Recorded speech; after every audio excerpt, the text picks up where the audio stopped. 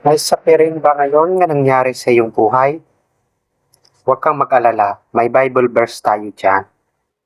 Ang sabi niya, "Come unto me, all ye that labor and are heavy laden, and I will give you rest." Jesus Christ said na pumunta tayo sa Kanya. Lumapit tayo sa Kanya. Pag tayo'y napapagod, tayo'y nawawala ng pag-asa, ang tanging lapitan lang natin ay ang Panginoong Hesus. Dahil kapag doon tayo lalapit sa Kanya, ay may kapahingahan tayo at hindi tayo mapapagod sa paggawa ng kabutihan.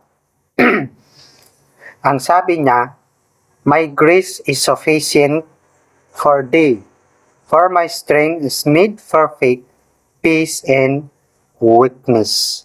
So, ang sabi niya, "My strength is sufficient to you."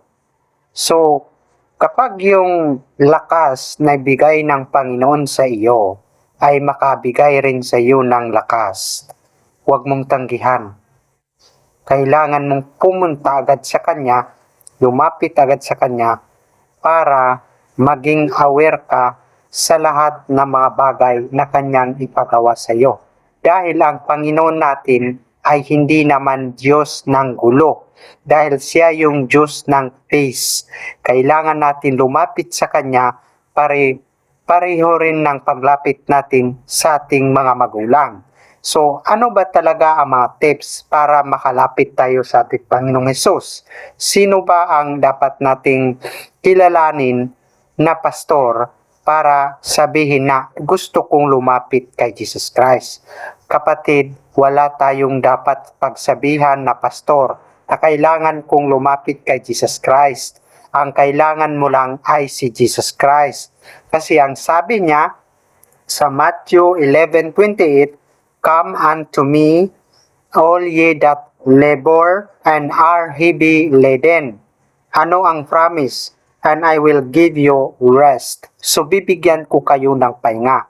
So, kapag pumunta tayo at lalapit sa ating Panginoong Jesucristo, bibigyan tayo niya ng pahinga. Anong pahinga?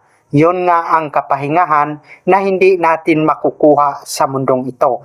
Dahil sa mundong ito, napakaraming gulo.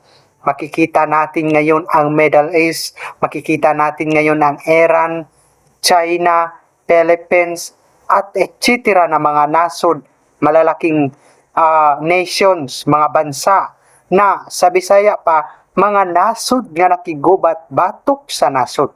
So, guys, aware ta sa nahitabo sa kalibutan. Hindi lahat ng tao dito sa mundo ay makapagbibigay sa atin ng kasiyahan o kapahingahan.